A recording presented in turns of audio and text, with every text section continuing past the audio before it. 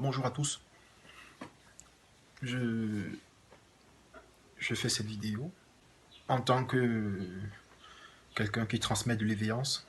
Je me donne de briser le tabou et de vous donner les clés de cet ouvrage, mais tout en vous invitant à lire vous-même, à le lire vous-même pour vous faire une idée subjective. Vous savez, nos pays d'Afrique subsaharienne sont guidés par la pensée machiavélienne au sens péjoratif du terme. Je m'explique. Nos dirigeants, nos administrateurs, les sous-préfets, les préfets, tous ces gens qui ont en charge de la gestion de la cité, euh, ont tiré des techniques dans un ouvrage qui s'appelle Le Prince, un ouvrage de Machiavel. Donc je suis là pour restaurer la pensée machiavélienne et de vous dire qu'il a écrit cet ouvrage pour vous, pas pour ces obsédés du contrôle et de la manipulation. Vous remarquerez avec moi que dans nos sociétés, vous avez grandi avec cette idée Machiavel, c'est-à-dire que cette, cette connotation assez mystifiée, diabolisée. Il n'en est rien de tout ça. En fait, on a voulu vous éloigner au maximum de cet ouvrage pour que vous ne puissiez pas comprendre les mécanismes de fonctionnement de l'État sur lesquels ceux qui vous administraient se basaient pour avoir le contrôle sur vous. Donc, moi, la première des choses que je peux vous dire à propos de ce très grand auteur de la pensée moderne et philosophique, c'est que c'est quelqu'un qui, comme dit Rousseau, en feignant de donner des conseils au prince, en a mis entre les mains des populations. Voilà ce que Rousseau dit dans le contrat social. C'est-à-dire que Machiavel a fait semblant de donner des conseils au prince, mais il a mis à la disposition des peuples en faisant semblant. C'est-à-dire que les peuples qui vont s'accaparer de cet ouvrage-là, qui vont comprendre l'idéologie, pourront faire des vrais contre-pouvoirs, pourront abaisser, pourront anticiper sur les réactions de ceux qui les gouvernent.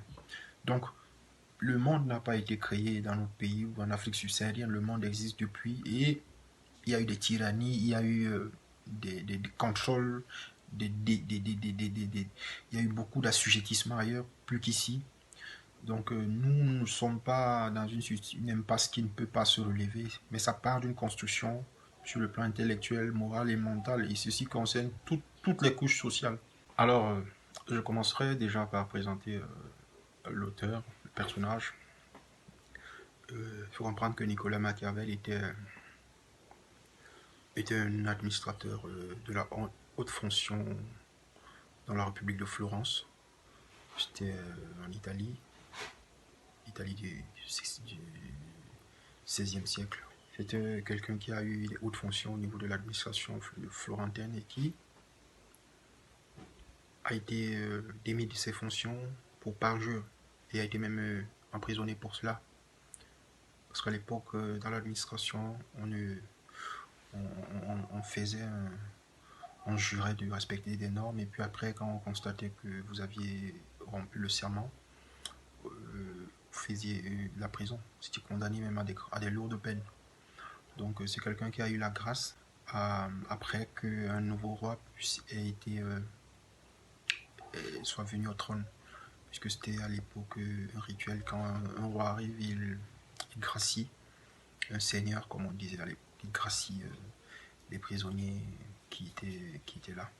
Donc voilà un peu simplement le personnage. Donc je dirais pour comprendre la pensée politique de Machiavel, c'est simple, hein, c'est pas. Il faut surtout, de manière complémentaire, lire deux ouvrages, pas se limiter au Prince, mais lire les discours sur la première décade du titre livre, qui est un petit ouvrage qui est un condensé de la gouvernance de la Rome antique, condensé par titre livre. et dont Machiavel fait des réflexions dessus. Il faut comprendre que Machiavel, après avoir été gracié, s'est retiré dans un petit village où il a réfléchi à partir des histoires de gouvernance anciennes et à partir de son expérience personnelle pour produire plusieurs ouvrages, parmi lesquels L'Art de la guerre, Le Prince et Discours sur la première décade de Tite-Livre et bien d'autres encore. Mais sinon, les deux principaux ouvrages les plus importants sur le plan politique sont Le Prince et Discours sur la première décade du Tite-Livre. Donc, chers amis, je vais entrer maintenant en plein dans la pensée machiavélienne pour vous faire comprendre l'essentiel de ce qu'il dit. Déjà, il faut comprendre que ceux qui ont mystifié ou diabolisé ce personnage ou ses ouvrages se sont fondés sur des réflexions qu'il a eues sur le politique, c'est-à-dire que les mécanismes politiques qui devraient être dissociés de la philosophie et de la religion, des dogmes religieux. C'est-à-dire que Machiavel dit que le, la politique a sa propre morale, en fait. Vous voyez? C'est-à-dire que la politique obéit à un ordre moral propre à lui et qui n'est que fondé sur l'efficacité et la nécessité. C'est-à-dire que pour lui, c'est pas la raison ou la vérité qui prône, c'est la nécessité et l'efficacité. Donc c'est ça la première pensée. En fait, c'est ça les fondements de la pensée machiavélienne. Et ce qu'il faut comprendre, c'est que il y a une phrase qui lui est attribuée, la fin justifie les moyens. C'est une phrase qui a été vidée de son contenu et travestie en fait, parce que c'est une des phrases qui pousse les tyrannies à penser ils peuvent, pour atteindre la paix par exemple, il faut tuer, faut déshumaniser, l'essentiel c'est d'atteindre cette paix. En fait, il y a un pont entre la fin justifie les moyens, déjà qui n'est pas un terme qu'il a employé, hein. C'est-à-dire que c'est pas un terme employé par Machiavel à la base, mais c'est une façon d'orienter sa pensée. Et sauf que dans cette orientation, il y a un vide, puisque pour lui, c'est pas, quand il parle d'efficacité, il ne dramatise pas le mal en fait. Le mal pour lui, c'est pas quelque chose de dramatique. Le bien aussi, c'est pas quelque chose de dramatique. C'est-à-dire que toutes ces choses doivent être dans l'équilibre. Je vous explique pourquoi. Premièrement, il faut comprendre que il y a une figure que Machiavel présente dans son ouvrage, Le Prince, qui est César Borgia, qui était un cruel tyran romain du IVe siècle. Donc, c'est une figure sur laquelle beaucoup de dictateurs aujourd'hui, de tyrans, d'administrateurs se fondent pour croire que ils pourront assujettir les peuples pour atteindre les fins. Parce qu'il faut comprendre que Machiavel, dans sa pensée politique, ne dit qu'une chose, c'est que c'est la stabilité qui est la chose à atteindre par le politique, à viser. C'est-à-dire que c'est dans un état stable que une politique de développement, des politiques diverses peuvent se mettre sur pied et s'élaborer. Et maintenant, la fin justifie les moyens, c'est un terme. Alors, justifier, c'est un terme qui, dans le dictionnaire philosophique, parce que c'est un mot qu'il faut approcher sur un aspect philosophique. Dans un dictionnaire philosophique, c'est-à-dire que ce n'est pas justifié dans le sens ça dit que d'établir comme norme, non. Justifier, ça veut dire que c'est la fin qui va montrer que le moyen utilisé était le meilleur. Ça veut dire que c'est quand on arrive à ça en arrive à la fin maintenant que on dit voilà, on n'aurait pu que faire ça pour que nous atteignions cette fin. Mais ça ne veut pas dire qu'on peut utiliser de toutes les cruautés ou des cruautés. Vous voyez? Parce qu'il prend une figure, celle de Borgia, comme je disais, en présentant Borgia comme des stratégies que Borgia avait pour avoir le peuple romain avec lui à sa solde. Par exemple, lorsque Borgia voulait maintenir la paix à Rome, qu'est-ce qu'il a fait?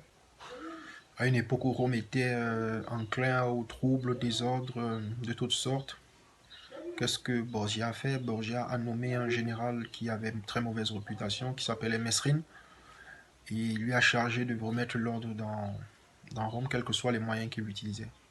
Donc, ce qui fait que ce Mesrine a usé de cruauté envers les populations, sauf que lui, il feignait de ne pas savoir ce que Mesrine faisait, c'est-à-dire que euh, autant il y avait des gens dans la population qui insistaient avec les marches, le désordre, et ces gens étaient réprimés par le sang, autant lui n'était pas au courant. Et puis lorsque par par cette cruauté-là, la stabilité est revenue à Rome, il a convoqué une assemblée populaire et il a demandé aux gens, il a dit aux gens, voilà, j'ai appris par des personnes que vous avez été victimes de cruauté, j'aimerais savoir. Et puis des gens ont doigté, ont pointé du doigt Mesrine en disant, voilà, il nous a tués, il a envoyé des gens tuer, il a envoyé des gens faire ceci. Et ensuite, il a tranché la tête de Mesrine. C'est-à-dire que, et là, il a encore eu un assassinat populaire. Il a eu avec lui encore le peuple de Rome. C'est-à-dire que le peuple romain a vu en lui le vengeur. Et pourtant, il n'était que l'exécuteur de celui qu'il a lui-même mis pour massacrer ses populations. Donc vous voyez un peu, c'est-à-dire que Machiavel part des exemples pratiques comme cela pour dire, voilà, comment César Borgia a fait pour récupérer le peuple, le cœur du peuple à nouveau qui était perdu. Vous voyez. Et ça part aussi des contrôles dans le plan social avec une distraction, une société de distraction. César Borgia, il était quelqu'un qui aimait organiser la distraction et qui était un ennemi de la science, ennemi de la culture. C'est quelqu'un qui maintenait le peuple dans ce qu'on appelle l'ignorance. Il n'y avait pas de bibliothèque et quand un phénomène arrivait, qu'est-ce qu'il faisait? Il faisait enfermer les scientifiques qui essayaient de comprendre pourquoi les phénomènes arrivaient. Il a remis ça au nom de la religion, au nom du sort divin. Donc les gens planaient comme ça dans cela. Et les gens étaient dans la distraction. Il avait une politique qui permettait à ce qu'il y ait des boissons, des gens qui font la fête, qui, vous voyez, donc toutes sortes d'immoralités, quoi. Et c'est ainsi qu'il maintenait les populations parce qu'il pouvait il savait que cette population n'avait pas les capacités, n'avait pas les mots, n'avait pas une pensée pour se mettre ensemble déjà parce qu'ils étaient divisés par des petits problèmes. Et vous verrez que c'est comme ça que nos pays sont dirigés. Nos pays d'Afrique subsaharienne, on a mis au centre la distraction, le football, la bière, les églises. Et puis on sait qu'avec une société comme celle-là, on a limité la pensée.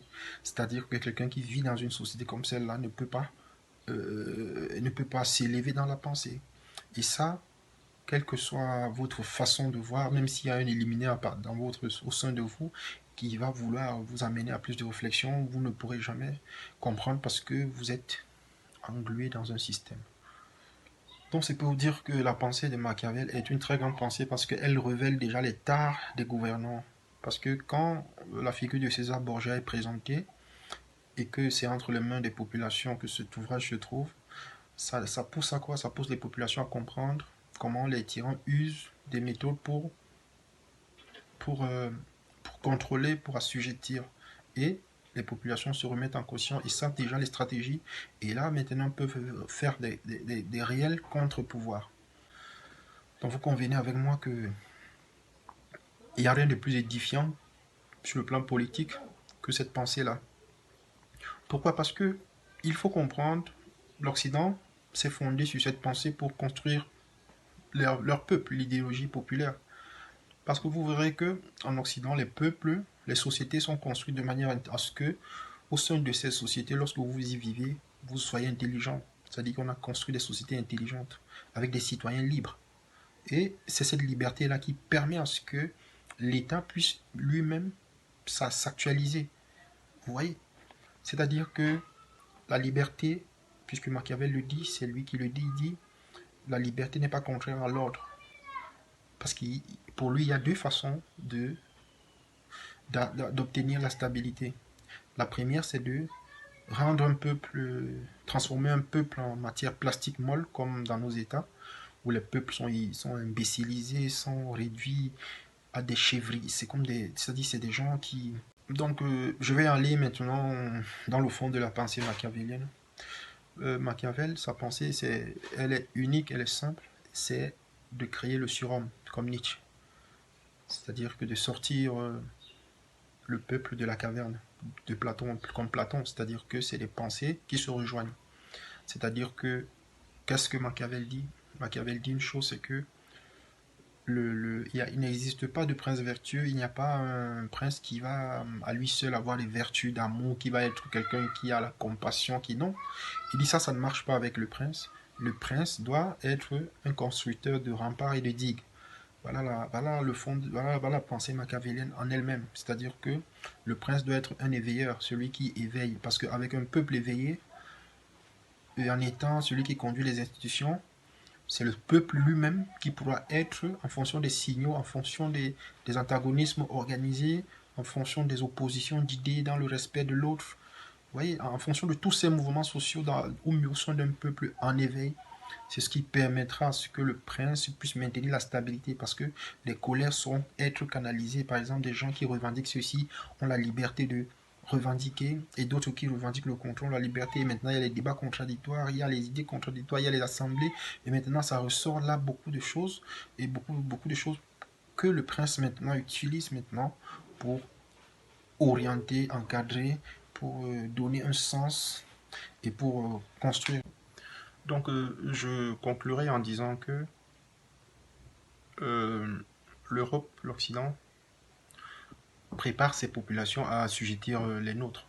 Vous voyez, ça veut dire que de la façon que la liberté est organisée ici, est restreinte ici en Occident, elle est ouverte. Ça veut dire qu'un citoyen qui parle, qui s'exprime, qui s'affirme, vous voyez, demain sera l'ingénieur de demain, sera le libre penseur de demain, sera celui qui imagine quelque chose, vous voyez. Et nous, nos populations assujetties, qui doivent ne pas penser, qui doivent se conformer, qui doivent se normer, parce que nous sommes dans des sociétés de la norme, nous ne sommes pas dans des sociétés de la pensée. Ici, penser, c'est pas bien, il faut se conformer, c'est-à-dire que il faut parler bien de ce qui se passe, il faut porter les vêtements peut-être du parti au pouvoir, il faut, pour être un bon citoyen, c'est ça, c'est-à-dire que il faut écouter ce qu'on dit dans le poste national et dire amen, c'est-à-dire que c'est toutes ces choses-là qui vous rendent citoyen. C'est-à-dire qu'on n'a pas encore compris que le citoyen, c'est celui qui est ouvert à la contradiction et qui a enrichi ses points de vue à partir d'une construction basée sur une rhétorique ou une contradiction. Oui. Donc, c'est pourquoi nos dirigeants n'ont pas compris la vision. La vision, parce que nos peuples seront encore assujettis au moins 2 siècles. Pourquoi je le dis? Parce que de la manière que la pensée, de la façon que la liberté est organisée en Europe et comment elle est rétrécie ici dans nos pays, les peuples n'auront jamais le même niveau. Que ce soit dans la production, que ce soit dans la pensée, que ce soit dans la technologie. Quelqu'un qui n'a pas une liberté de penser, de créer, d'affirmation, et qui est maintenu dans une société où il y a l'alcool, il y a les bars partout, il y a presque pas de bibliothèque. Vous voyez, on ne peut pas construire des citoyens à partir de là. Donc c'est ça. Il faut comprendre que ces deux moyens pour atteindre la stabilité qui sont présentés aux dirigeants et chacun choisit ce qui lui va le mieux. Les Européens ont choisi de construire leurs organisations sociales sur la pensée machiavélienne, la pensée objective, c'est-à-dire que c'est des vrais lecteurs de Machiavel, ces dirigeants, parce que ils ouvrent la liberté et à partir de la liberté que les populations ont, ça leur permet de comprendre les vrais raisonnements des sociétés et d'encadrer. Donc voilà, c'est ça la pensée machiavélienne tout simplement. Il n'y a rien d'autre à ajouter. Vous lirez vous-même l'ouvrage et vous vous ferez une idée de cet ouvrage. Mais il ne parle que d'une seule chose. Il rejoint Platon en disant, voilà, les dirigeants sont ceux qui sortent les peuples des cavernes. C'est-à-dire que qui font voir aux populations les objets réels et non pas les ombres des choses. C'est-à-dire que c'est parce que les populations seront plus proches de la réalité, de la vérité, qu'ils pourront traduire, interpréter à partir des objections, des contradictions. Et ça permettra maintenant aux dirigeants de mieux organiser le lien social et la politique dans le sens de l'émergence réelle. Donc c'est tout autre que ça. Je vous invite à lire cet ouvrage en profondeur, de vous faire vous-même les idées. Et sachez que cet ouvrage-là, Il a été mystifié pour vous éloigner, pour vous faire en sorte que vous vous éloignez davantage. Si vous vous donnez les moyens de le lire, de le partager entre vous, de discuter autour de cet ouvrage, vous verrez que vous aurez construit dans votre communauté, sur le plan mental, sur le plan moral, des moyens pour contrecarrer tous les contrôles, tous les assujettissements. Je vous remercie.